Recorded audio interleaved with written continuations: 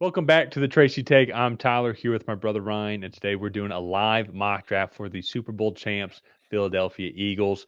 We're going to go through the whole draft here in a second, so be sure to leave a comment on each pick. Let us know that which selections you want to see the Eagles do, and while you're at it, hit that subscribe button and tackle that bell. Ryan, press start here. Let's get this thing rolling. Let's do it. Philadelphia Eagles are Super Bowl champs, as we mentioned, and I don't see why they wouldn't be favorites potentially going in to next year as well. So coming in here, they've extended Saquon Barkley. So Amari Hampton, I do not believe you're going to be a Philadelphia Eagle, but I do think there's some interesting spots here as well. Like just to try and find some really good players over, like just I know that they just re-signed Zach Bond, but I mean, if you want to get Demetrius Knight, he's been rising up draft boards as well. The spot to me, I think actually, as I say that, is let's see who are some of the interior guys that might be available. I know they have Tyler Steen. It's very likely that Mehki Becton is going to be moving on as well.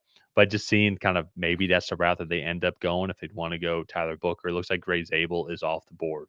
Yeah, Also, take it. um, corner potentially could be an option here as well. They did just cut Darius Slay. I know they invested a bunch in corner last year, obviously with Quinton Mitchell and Cooper DeJean, but if they'd want to get some more depth there, PFF as of right now and our lads both have, is it looking like Keely Ringo as the starter, just on the other outside corner spot with Cooper DeJean in as the slot corner and Quinton Mitchell the other corner outside.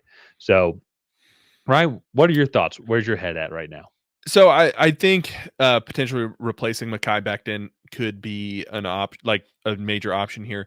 The other one, you got to look at that defensive line. So you have Josh Sweat, who is probably not coming back in free agency. Milton Williams, defensive tackle, probably also not coming back in free agency. And so I feel like you're kind of looking to replace those guys, which I laugh. Like we've done some videos here where like for some of these teams where it's like, okay, well, maybe like their third or fourth round pick can be a spot starter for them. And it's like the Eagles, like their first round pick is going to be like, yeah, this guy will probably see a light rotation to start his career until Yeah, some of these yeah, guys go get contracts elsewhere or get traded. yeah. Maybe in Um, his it- third year of his y- rookie contract, he can start.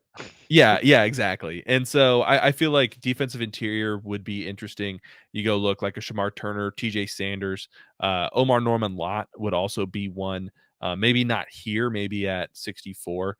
If he's there, you could look at Omar Norman Lott. Edge rusher wise, Donovan Ezaraku is one of my personal favorite guys. It doesn't look like he's on the board here. It looks like he might have gone pretty early. Top Oh my top gosh. Yeah, oh my 13th. 13 to the Dolphins. Wow. Very nice. Uh Congratulations. so I mean I I think Braden Swinson fits the mold for somebody that they would like. Princely Uman Mielen does That's what as I'm well. thinking is one of those two guys. Hit that edge rusher spot. Only other maybe one is that if you want to go Trey Amos and get corner, but I think you can address corner a little bit later. I think so too. If you want to go like uber athletic, like Quinion Mitchell is kind of your outside guy. You have Cooper DeJean as like kind of your nickel, like I guess they're always a nickel, but nickel corner. You could go Maxwell Hairston potentially, who just had an outrageous combine. Yeah. He has some injury issues there, but I feel like you could go either of those. Um, I don't know. It's up to you. What do you want to do? Let's do Swinson. I don't think Okay. we've seen him yet. Your guy that's really high on him. And who Okay. knows? Like he could be a fringe first round guy. I know they got Jalix Hunt, who they drafted as well too. I mean, they're so young on this defensive line, Yeah. just in general, and they still have one of the best defenses just in the league. Yeah. So here's your point too. Very tough. I mean, maybe we can get Darian Porter here as well. Benjamin Moore. That would be Honestly, you ridiculous. know what? If there's going to be a team, let's take a flyer on it. And imagine if Benjamin Morrison does pan out to be that guy. Imagine that secondary now. Yeah, And I am imagining that secondary. It is only with Darian Porter though. That is a freakishly athletic secondary. okay, I mean, the dude was like 6'3", 205. He ran like a 4.41 at yeah. the combine. He's just uh a absolute stud. He's only been like fully playing the corner role since 2022 for 2 full seasons at Iowa State. I think that's probably the move, and that's like your 3rd or 4th corner on the roster. That's just crazy. Well, and this is where you would be just as if we're looking at like outside corner as well too, just looking at PFF as of right now, but like they'd have Keely Ringo like being in that spot. And so Yeah. because Cooper Jean's going to be on the field all the time, Quinton Mitchell's going to be in the field all the time, CJ Gardner Johnson as well, Reed Blankenship also too. And so I think draft him there, make it competitions, and then just have the best young guy be in there. Because it's not like they're fully committed to Keely Ringo, who they got just 2 years ago. Yeah. So, So do you wanna do Darian Porter? yeah, it's who Darian Porter there. Okay. That's also less of a risk to me than Ben Morrison. Not that they can definitely afford to take it, but I really like Darian Porter and just Yeah, his athletic traits. So, that's fair. uh, um, so we got Braden Swinson, we got Darian Porter, both picks on the defensive side of the ball. Now I do kind of feel like we should address the offensive side. Charles Grant is a super explosive offensive lineman. He's definitely going to kick into guard with his attributes there. Needs to put on, I think, a little bit of weight at the next level. Um, I don't know. Anybody else catching your eye? No, so that's what I'm thinking about here as well. Is looking at that guard position because if they don't resign Mekhi Becton, which I'm not expecting that they are, uh, Tyler Steen's going to kick in. Then they really only have Tyler Steen or Trevor Keegan or Brett Tooth or Toth as backup uh, interior guards right now. And I think that would be the route that they would end up going. It is Okay. going to be somewhere in the interior, getting, I would say, just more competitive overall. Maybe they go Jared Wilson, just have a backup center on it as well. And Jared Wilson being the best center in this class, and he goes to Georgia. There's a history there also. So, and I'm just trying to spitball here as well because you're trying to find that depth. Because if that's really kind of now the one spot that they truly, really need to get is figuring out that offensive line. Um, and even to Wow, the one spot on the offensive line. yeah. Yeah. Well, so I just mean the team as a whole. Like you re-sign Zach Bond, so maybe you want to get more linebacker depth. I could see edge rusher, but you might even have something like and Jalix Hunt as well. But you could still just go get some more guys. So I think that's the route that I'm leaning towards is maybe Charles Grant. Let's do Charles Grant. That's a new name for this series. He definitely is going to need some development. I'm curious what did he come in at the combine? Um, Let me look it up right here. it's loading. I thought he was like 6'4", like 310, but I could be wrong. Yeah, 6'5", 311. He had 34 and 3/4 inch arms. Honestly, the guy could probably play tackle.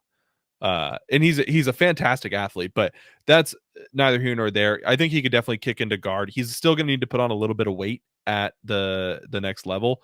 But I think Charles Grant could be a really intriguing small school prospect here at the end of the 3rd round for them. I like it. Let's do it. And then coming up at 129, I feel like we've kind of filled a lot of the I say major holes, but um, well, I think wide receiver, if you get a guy that falls to you, I think would be enticing there as well. Uh, the other one that I was thinking about, Kenneth Gainwell is a free agent. I doubt they're going to re-sign him. So they could be looking to add like a backup running back, like a Jarquez Hunter, just somebody to give Saquon some Well, yeah, they small have time. Will Shipley as well. But to your Yeah, point, though, I think get like a guy like Trevor Etienne. let's do that. I feel like that's a solid pick there. Yeah, just trying to get some depth here, and so Yeah,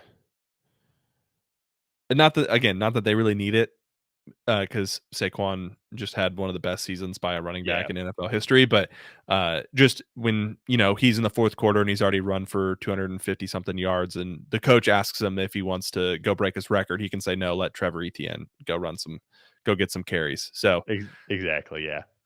So here, let's quickly recap what we've done up to this point here, because like a lot so of different routes you can end up going. Braden Swinson, edge rusher, Darian Porter, cornerback from Iowa State, Charles Grant, the small school tackle, Trevor Etienne, the running back from Georgia. So 2 defense, 2 offense.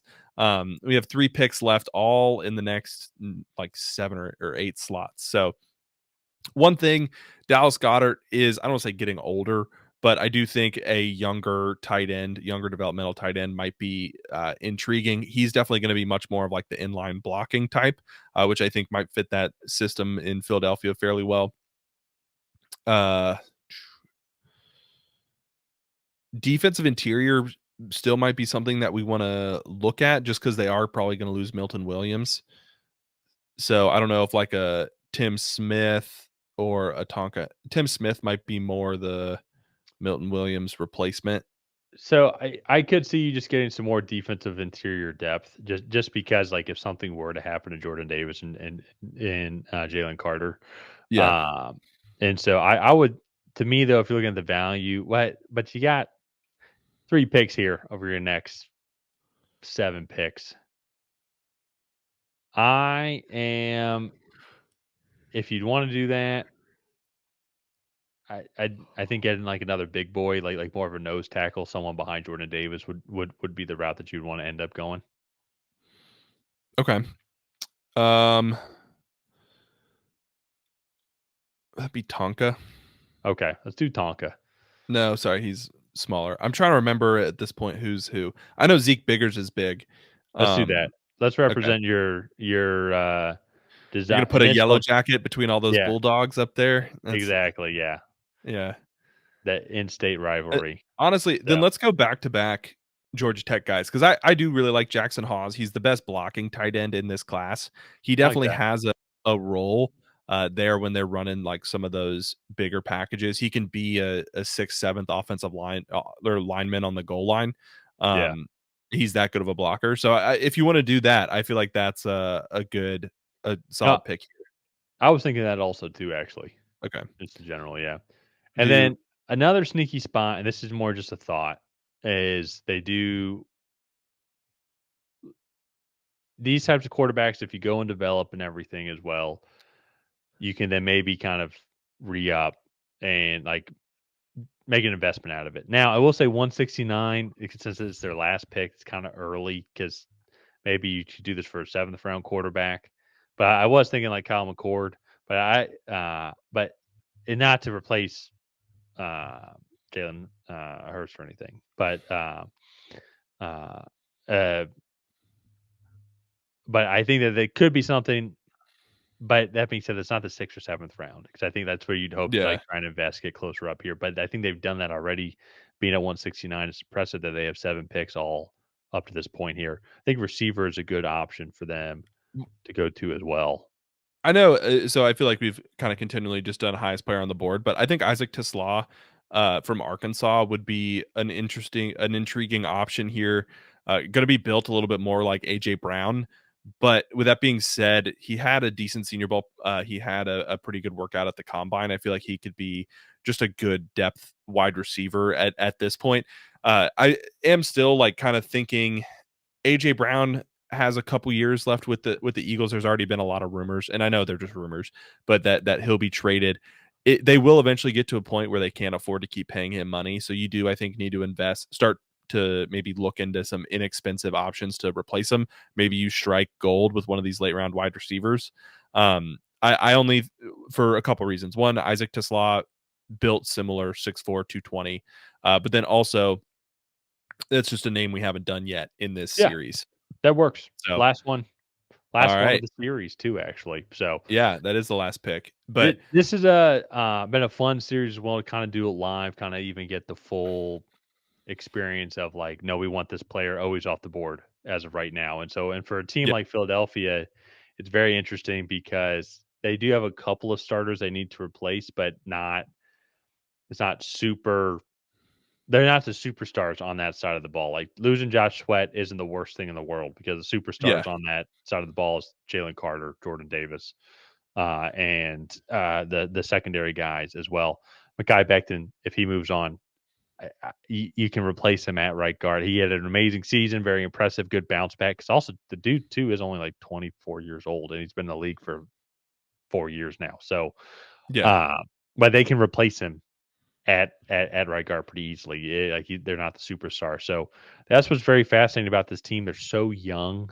Like in general, I think Lane Johnson is the oldest guy by far on the offensive side of the ball. But then the next guy's Jordan Mailata. And so I think AJ Brown was 2018 also too. I need to go and double check here. When was he drafted? 2019, excuse me. And so, but in general, still very young all around. And one with what we saw this year, they did get lucky with the injury bug, and so they'll have to fight that next year. But I don't see why it would be any different. Only big thing is losing Kellen Moore to the Yeah. Saints. So maybe new offensive system, but at the same time, though, I think I think they're going to be okay. Yeah. No, and that's uh, part of the problem last time was they lost both guys at once, and then they also brought in Matt Patricia, which was a mistake in and of itself. But Yeah, actually, I've heard Matt Patricia is like a great guy. I just don't necessarily want him coaching my football team. And so I I don't know, the Eagles are probably the hardest team to draft for just because, like, I don't know what they, like, truly need, right? Like, Josh Sweat, maybe get a replacement for him. You got Braden Swinson. You draft Darian Porter out of, like, a complete luxury just because, like, well, there's nothing really else. He was one of the better players on the board. I really like how athletic that secondary would be with him in it. And it's like Charles Grant falls to you at 96. Like, they have so many luxuries right now with how with how they've set up this team. And yeah, I mean, they have to be the favorite going into 2025 or 2025 to win the Super Bowl again. they're just the most well rounded, and like I know it's PFF in the rankings, but like you just go look at their rankings and like everybody's green. Everybody has a green rating. Like they're all like top Yeah. 30 or 40, like at their respective positions. Many guys top 10.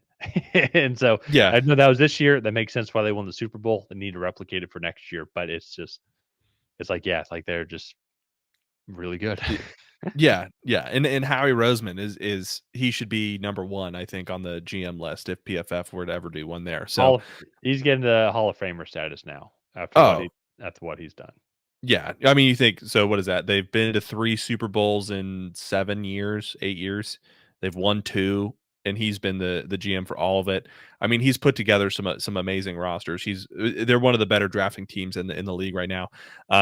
Like yeah, the Eagles are doing everything. Feel like they're doing everything right now. So, with that Yeah. being said, let's go ahead. Let's wrap up this video here. If you guys have not already, please go ahead and like and subscribe. That is the best way to help out the channel. While you're down there, leave a comment on what you thought of this Philadelphia Eagles 7-round mock draft. Did you love it? Did you hate it? What would you have done differently? Other than that, we will see you guys next time.